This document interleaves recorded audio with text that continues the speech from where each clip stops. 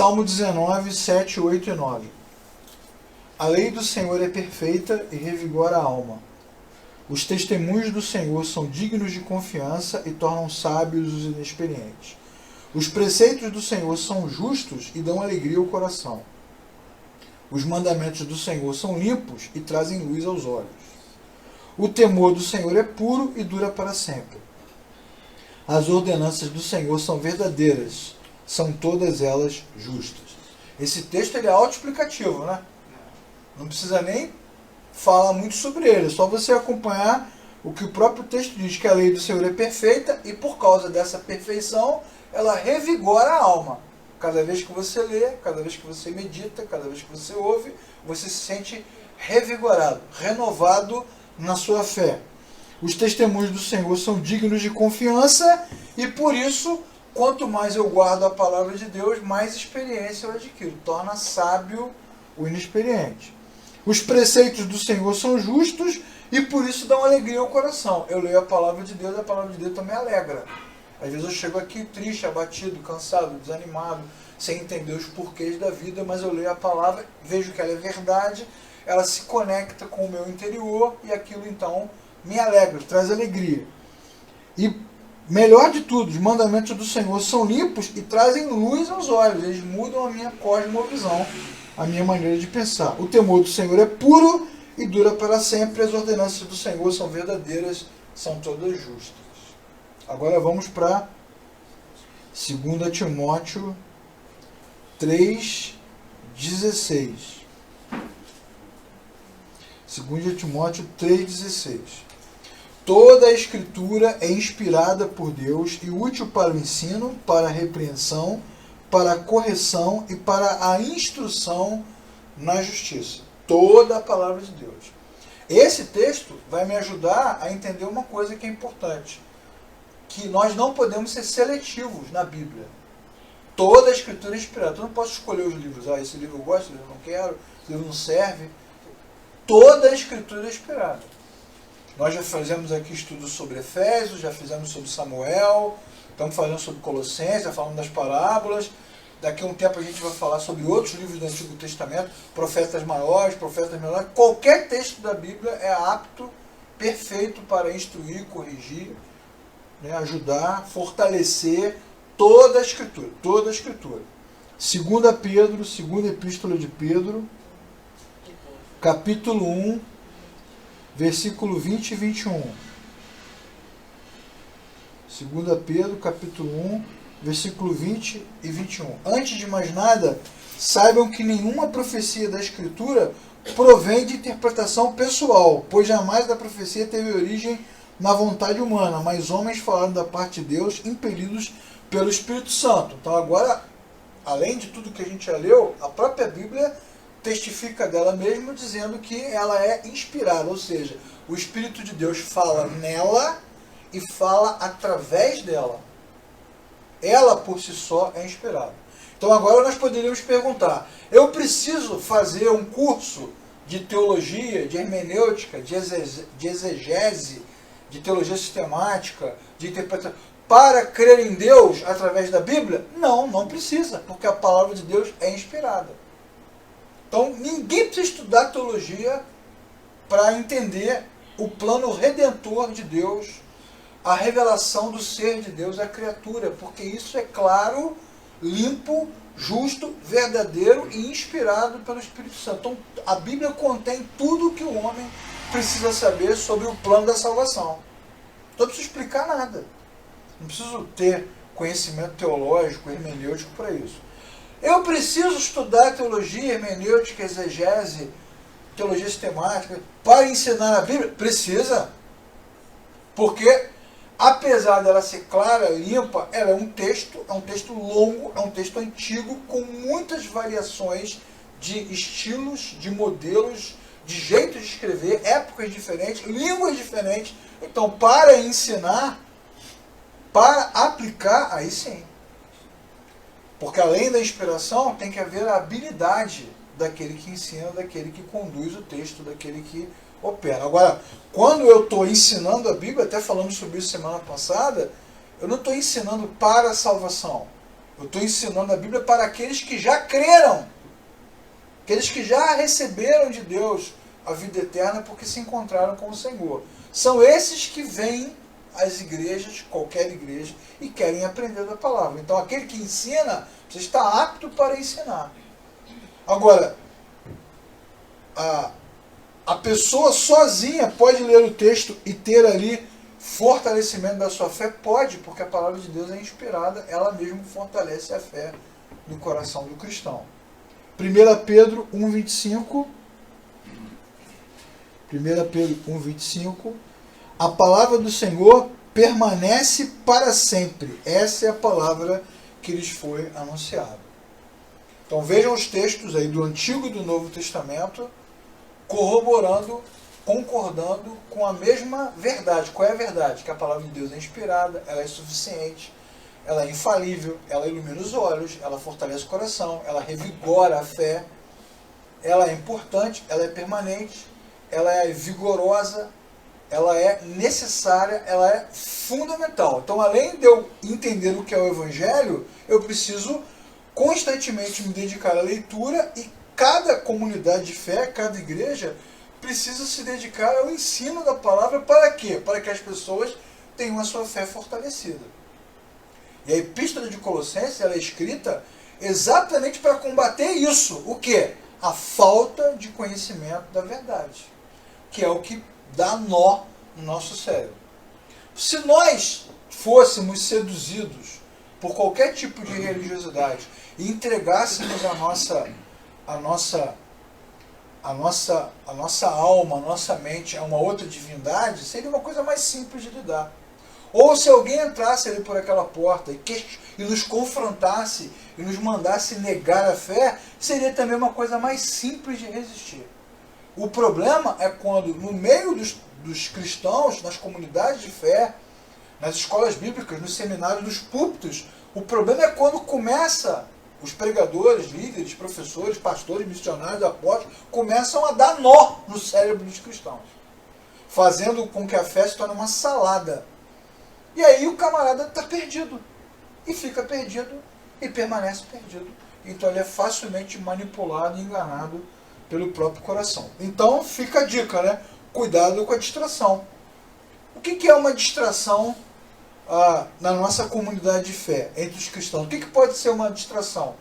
Um culto performático, né? O barulho, as ofertas, as seduções, as promessas, muitas promessas, é tudo uma grande distração.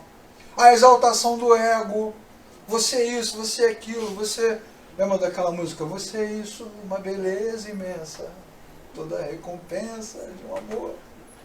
O cara vai para a igreja e está apaixonado, você é maravilhoso, você é espetacular. Alissa, você é a joia de Deus, né? A coisinha mais linda, mais bonitinha do Pai. Hoje eu estou musical. Coisa bonitinha do Pai, você vale ouro, todo meu tesouro. E as pessoas então vão inflando o ego. Isso é uma distração, é uma distração, é uma distração, é uma distração. Tudo isso é uma distração, quando a palavra de Deus deveria ter a centralidade entre nós. Eu posso ler livros? Claro, ele estava ali agora, não sei onde é que o Davi colocou a estante com um monte de livros para você. Pode ler os livros, quantos livros você quiser. Mas a palavra de Deus, a Bíblia, tem que ficar no meio, no centro. Ela é mais importante. Eu devo dedicar mais tempo a ela do que livros, do que textos, do que vídeos, do que áudios, do que músicas, porque tudo isso me distrai. Ou seja, atrai a minha atenção para coisas que não são importantes, ou que são menos importantes, ou pior, que são falsas. Então o cuidado com a distração, ele é muito necessário. Vejam o que diz o Steve Lawson. Steve Lawson é um autor, pastor batista, né, vários cursos dele, muito bons, assim, um camarada muito bom para ensinar. E ele diz o seguinte, numa das falas dele: cancele o entretenimento, dispense o teatro, livre-se do candelabro, apague as luzes, coloque o púlpito no centro, levante-se como homem, abre a Bíblia e pregue. E o que ele está falando, parece que ele está aqui, né, entre nós, né, porque narra com muita clareza o que todo mundo vai fazendo, criando distrações, cultos enormes, né, de 3 horas, 4 horas, não termina nunca, cantorias infinitas, né, luzes, som, dança, tal, tal, tal. E tudo isso vai distraindo, vai afastando a nossa mente daquilo que é mais importante, que é a palavra de Deus. Vamos ler então Colossenses. Colossenses capítulo 2, versículo 8. Tenham cuidado para que ninguém os escravize com filosofias vãs e enganosas, que se fundamentam em tradições humanas, nos princípios elementares deste mundo e não em Cristo. Pronto. É exatamente isso que o texto está combatendo. As distrações. Tenham cuidado para que ninguém os escravize com filosofias vãs e enganosas que se fundamentam nas tradições humanas, nos princípios elementares, ou numa versão mais tradicional, né, nos rudimentos do mundo, princípios elementares do mundo, e não em Cristo. Ou seja, você vai para uma igreja, para um culto, ou liga uma rádio, ou liga a televisão, tem tudo, menos Bíblia. Menos Cristo. Tem tudo, tudo que você imaginar, tudo. Tudo que você imaginar tem. Só não tem Bíblia. E quando a Bíblia é lida, é um pedacinho, né, um pretexto qualquer. E pronto. Outro dia eu estava vendo um culto qualquer, de uma igreja qualquer, de um pastor qualquer. Na hora de pedir a oferta, ele leu a passagem lá que Eliseu orou por Naamã. Já até falamos desse texto aqui, né? Eliseu orou por Naamã e Naamã foi curado de lepra no rio. Era essa a passagem. E aí, obviamente, Naamã, general, rico, dinheiro, mandou oferta para Eliseu. Aí o texto diz que Eliseu recebeu lá a comitiva lá, e mandou voltar. Não quero nada. Não quero grana. Só que no culto o cara só leu até a parte que o cara mandou oferta. Só leu até ali. E pronto, aí dali desenvolveu toda uma teoria bíblica, teológica, de que você recebeu a cura, você tem que agora retribuir como oferta. Viu? E a gente se distrai, porque aí depois você muda de assunto, né? Conta outras histórias, né?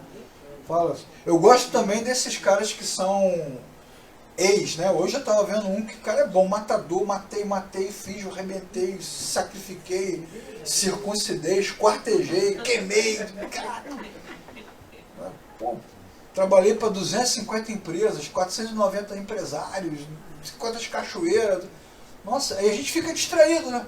É tanta informação que você fica até tonto. Assim, cara, o que é isso? Né? Botava faixa ali, né? Domingo, não perca, testemunho. Né? Fulano de tal, né? Marvel. 8 vezes no inferno, 9 vezes no céu. Aí a gente vem, traga um amigo, traga convidado, traz todo mundo. Convidado, amigo, vizinho, colega de trabalho, o Marvel começa a contar com detalhes do inferno, onde ele andou, as coisas que ele viu, que o diabo falou com ele, e a gente fica ali entretido, cara. Aí você se distrai. E é isso que o texto está dizendo. Tenham cuidado para que ninguém os escravize com filosofias vãs. Isso tem a ver com essas aberrações que eu estou contando, mas já contei aqui dos discos que rodavam ao contrário, lembra? Já falei aqui, aquilo era sensacional, né?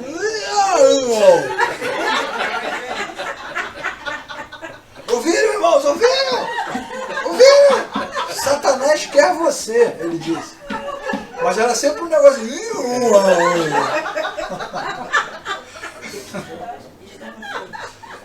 E o cara falava 2 horas, 3 horas, né? Enormes, maluca. Distrações. Distrações da verdade. Não é assim que o mágico trabalha? O mágico trabalha com uma distração, né? Ele distrai você, ele está fazendo a mágica em outro lugar, está te distraindo quando você vê, já aconteceu. É a mesma coisa. É um encanto, né? É uma sedução. É uma sedução. Porque, na verdade, quando você começa a estudar a Bíblia, lê os textos, ir da igreja, nasce de novo, percebe que o Evangelho é Cristo, é a cruz e a vida eterna, acabou. Não tem mais novidade. Então, Cristo cura, mas nem todos são curados. Cristo liberta, mas nem todos são libertos. Cristo transforma muita gente, mas nem todos são transformados. Mas todos que nasceram de novo vão para a vida eterna. O problema é que a vida eterna ainda não chegou. A gente fica aqui observando as coisas que vão nos estranhando. E o mais é comum. E o mais é comum. A lua de mel foi onde? Foi em Cancún. Caraca, que voltou para onde? Campo Grande. Comum. Não é assim? Casou, família, aquele festão, né? As filhas, né, vão parar a cidade, né, aquele festão, tal, Robinson vai matar boi, tal, vai pra onde? Europa, Paris. Caraca! Quando voltar, Campo Grande. O Paris não dura pra sempre. Dura 3 dias, né, uma semana, dependendo do cash, ou mais. Depois, 5 horas da manhã, abre a academia, fecha a academia, paga a conta, paga a boleto e tem que perseverar ali. Que vai demorar esse negócio, né? Muitos anos. É disso que o texto está falando. É disso que o texto está falando. De perseverança. De perseverança. Ok? É disso que o texto está falando. De perseverança. Dr. Russell Shedd, um grande amigo nosso, que eu tive o privilégio de conhecer, não está mais com a gente, né? Morreu há algum tempo já, mas cara muito sábio, inteligentíssimo, mega ensinador, mega professor. Ele sempre falava, né?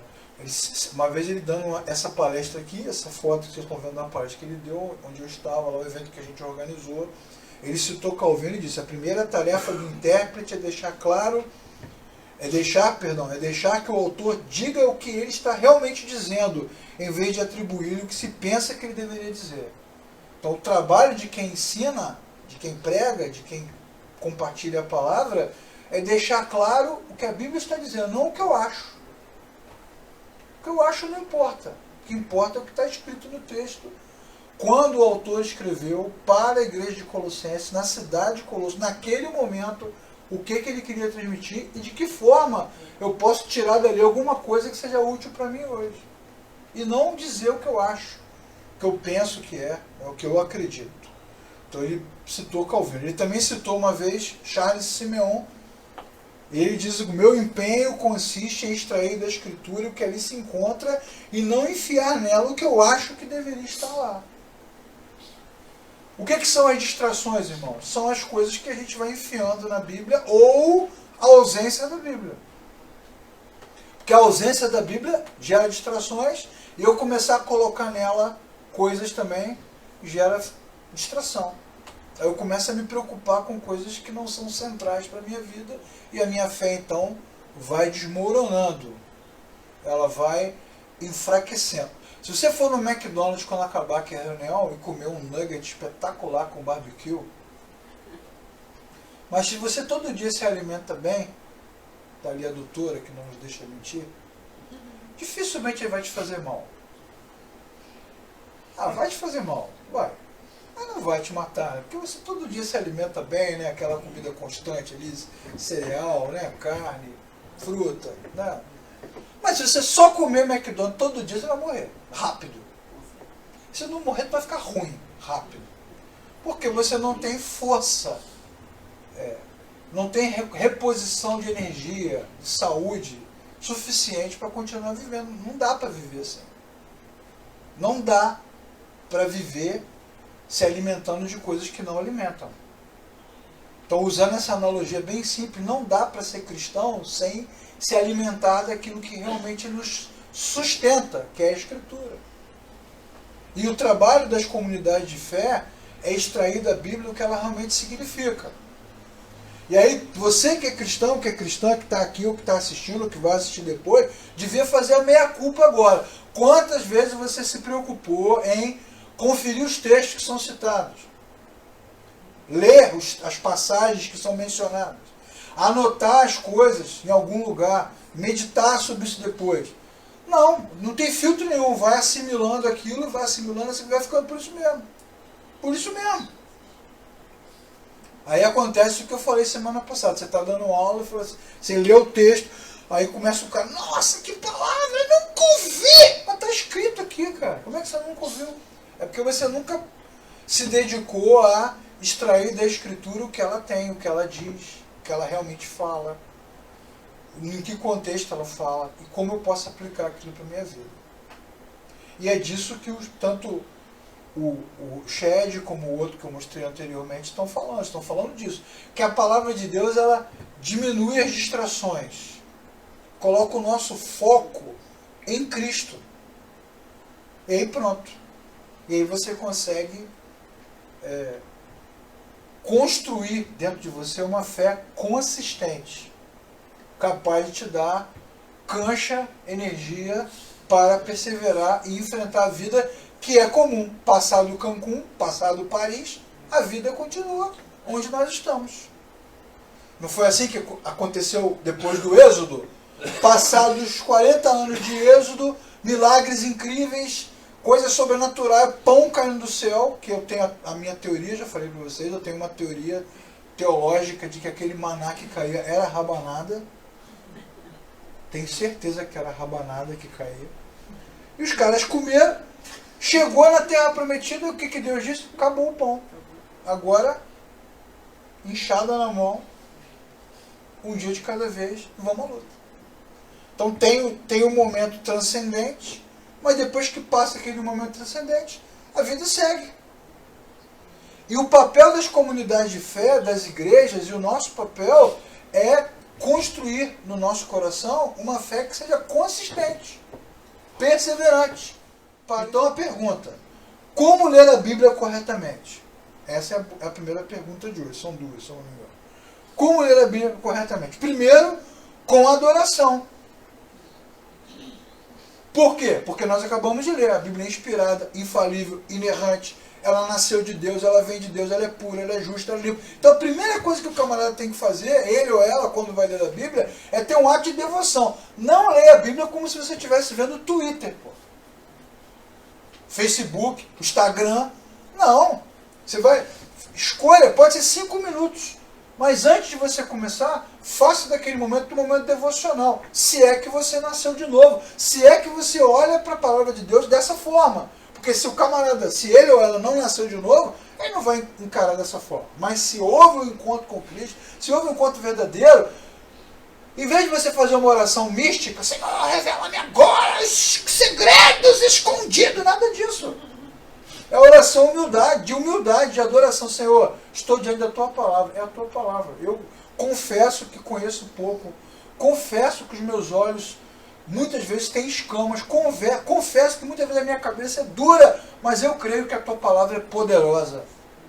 Então quando eu estiver lendo, Senhor, desperta-me, cura-me, ilumina-me, ajuda-me, abençoa-me. E aí, uma relação de devoção com a Escritura.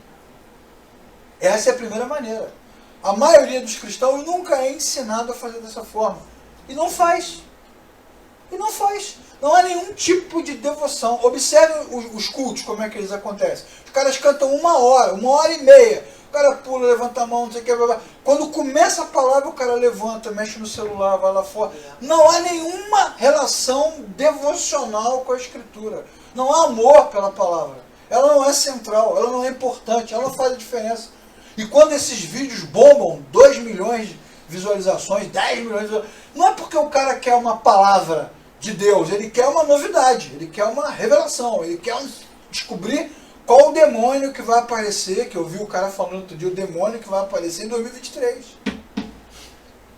Então todo mundo quer saber. Isso não é o cristianismo. Vai numa cigana que é melhor. Vai na tenda de não sei quem que é melhor. Não é o cristianismo. O cristianismo é outra coisa. O cristianismo é clareza. Todo mundo acordado, lúcido, pensando e a palavra de Deus sendo lida. Como acontece no livro de Neemias. Que é um outro livro legal para a gente estudar depois. Neemias lendo a lei com a ajuda dos levitas, traduzindo em várias línguas. E todo mundo de pé, na chuva, 2 dias, devocionalmente. Quebrantados, coração aberto. É a Tua palavra, Senhor.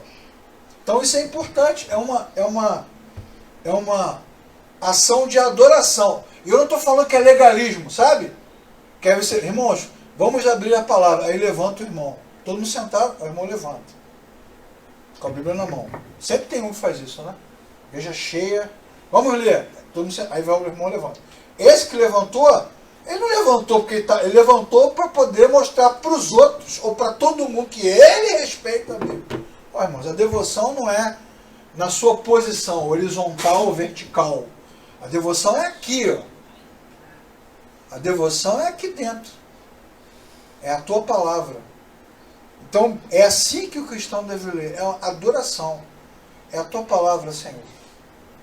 A tua palavra. Como é que diz o texto? Escondi a tua palavra no meu coração, para não pecar contra ti. Senhor, como eu amo a tua lei. A tua lei como mel.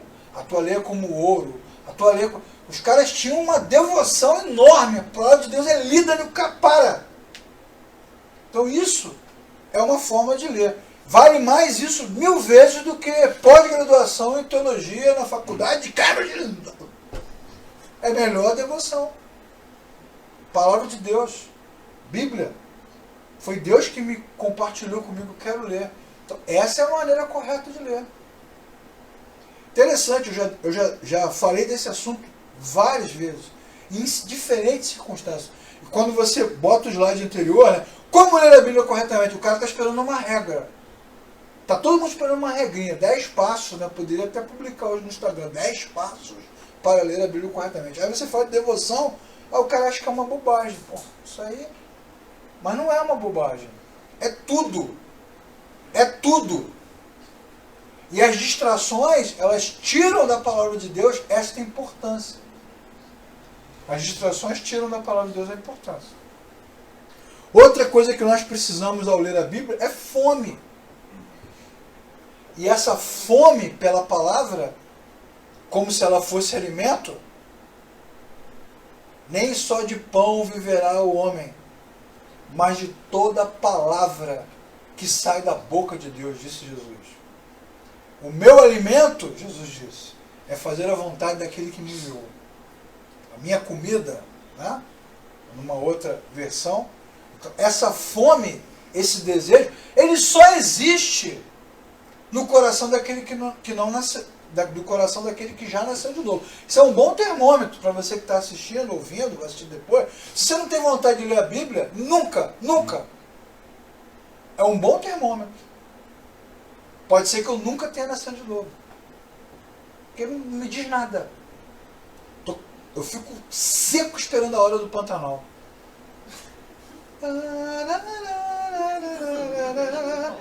Ah, mas eu não posso ter tido o meu momento de novo nascimento e agora estou meio esfriado? Pode.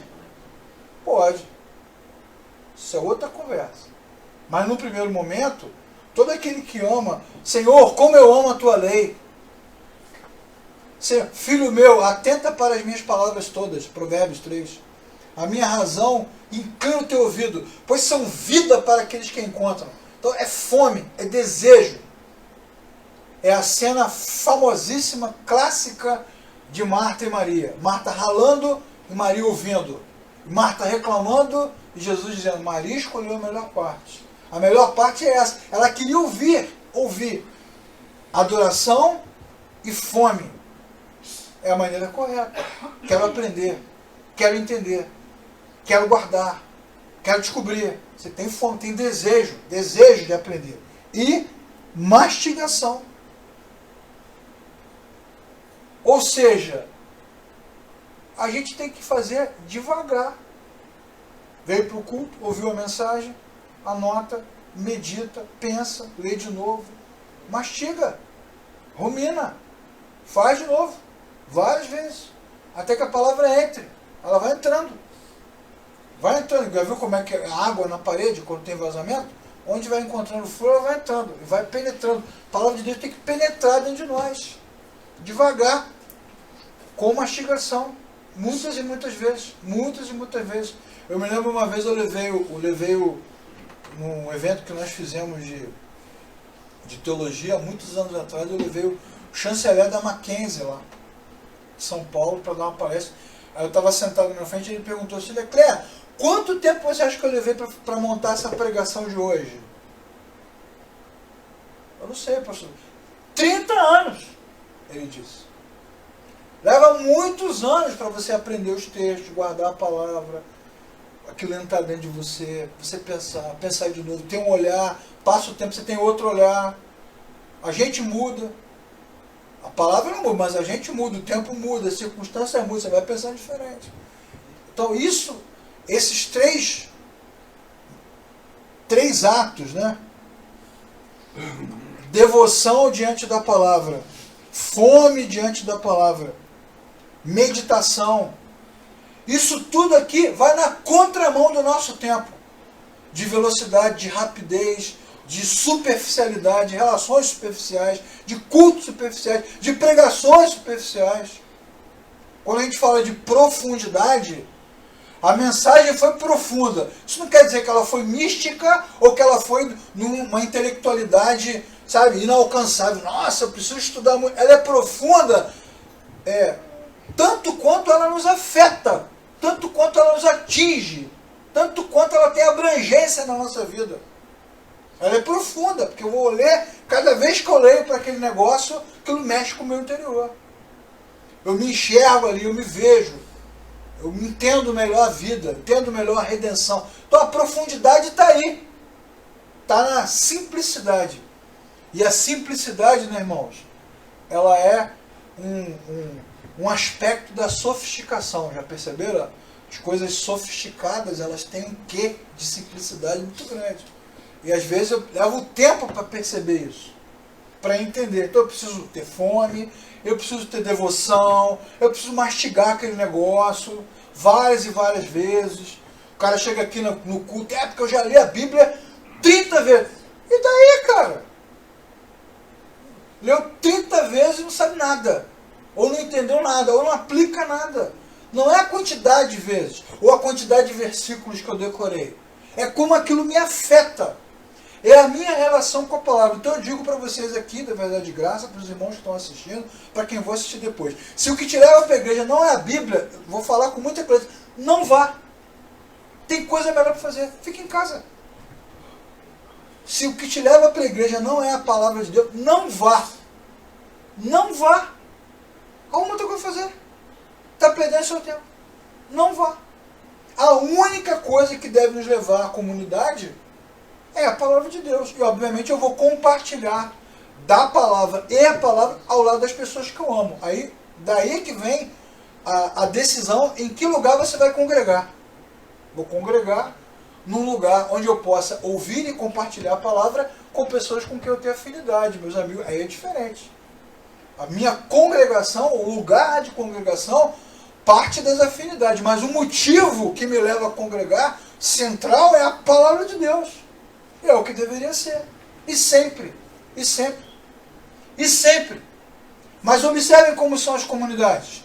E como nós já fizemos tantas e tantas vezes. Você vai no culto domingo de manhã, culto, consagração, ceia, vai começar a escola bíblica, bota a bolsa debaixo do braço e vaza.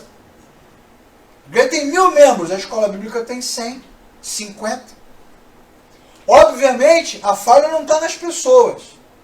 Obviamente, a falha está sempre na liderança.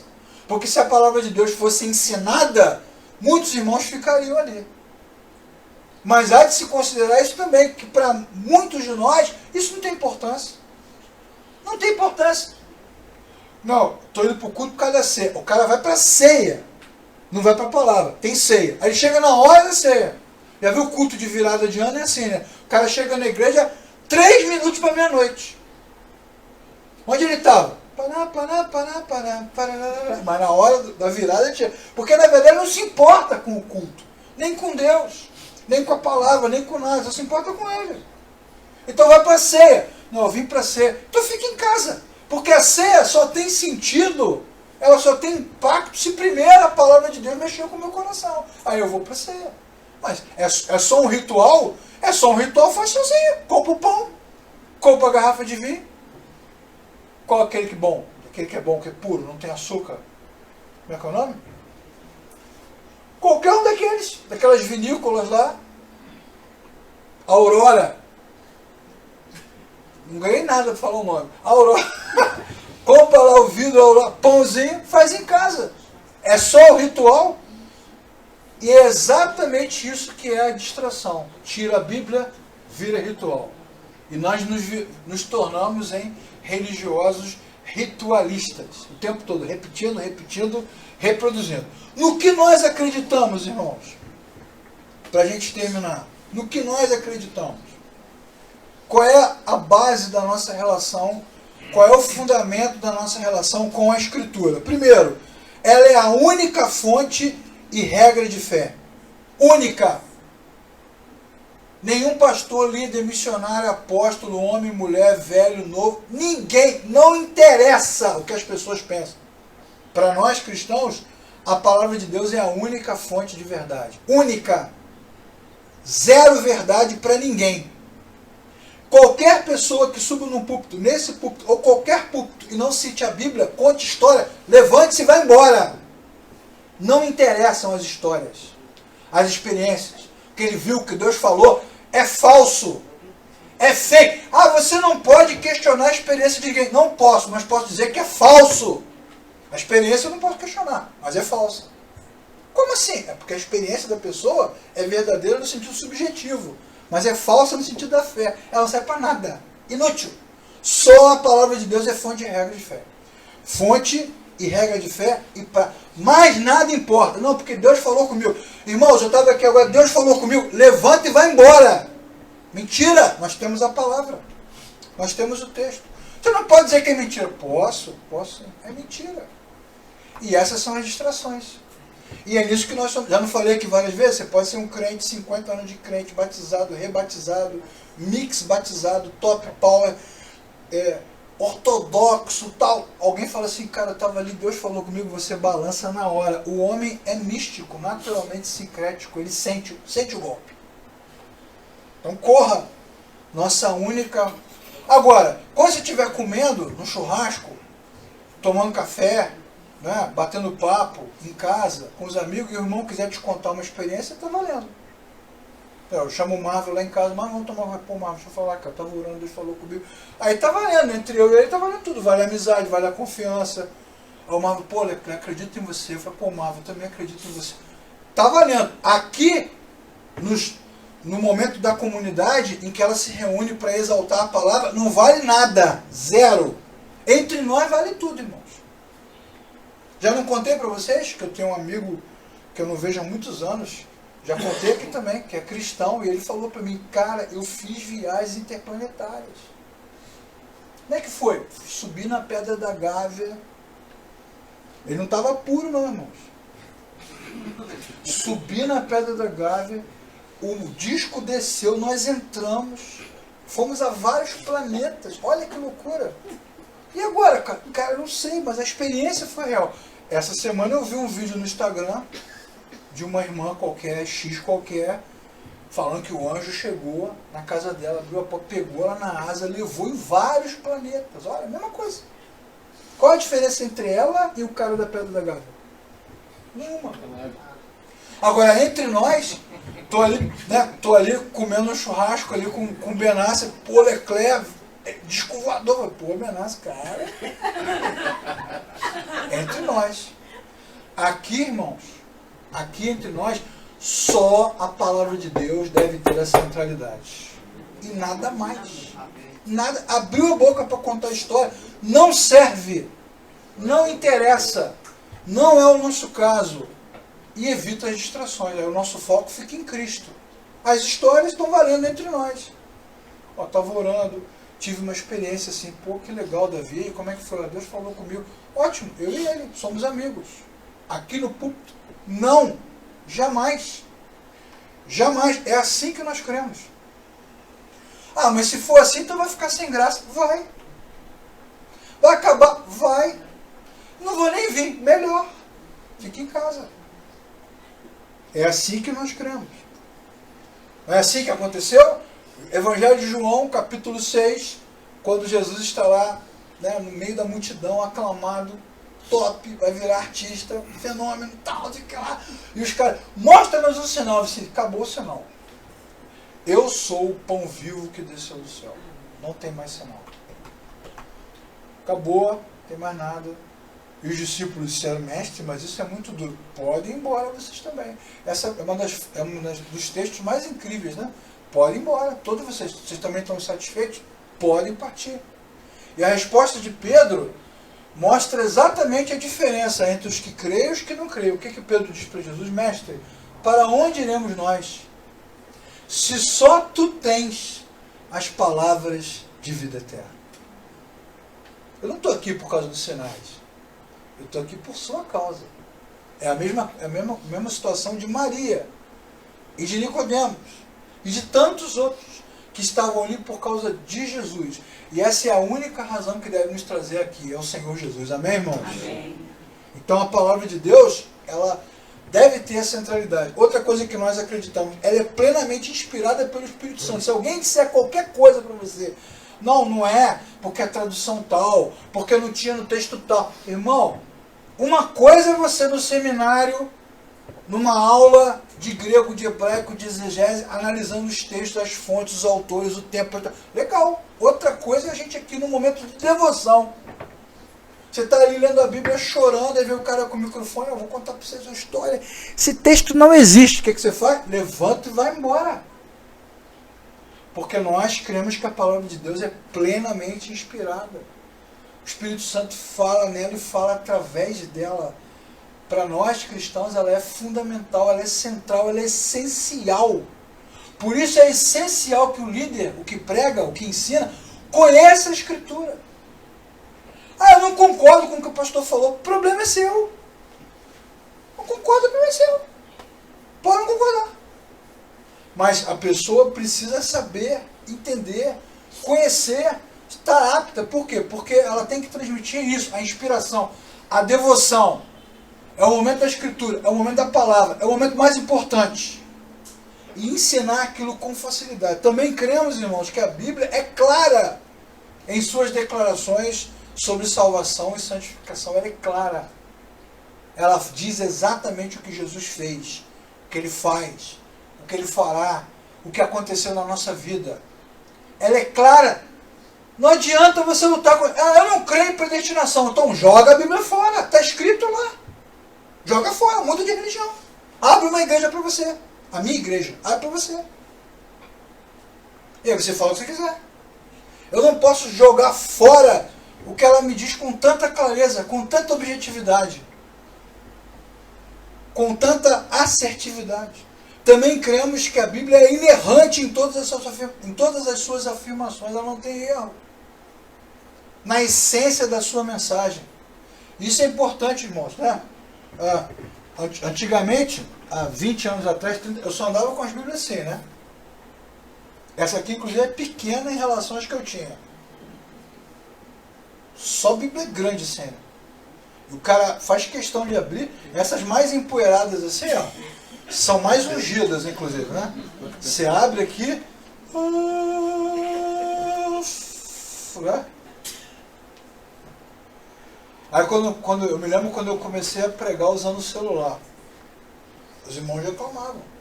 Absurdo usar o celular. Olha, irmãos, o sagrado não é o livro, nem o aparelho. O sagrado é a mensagem.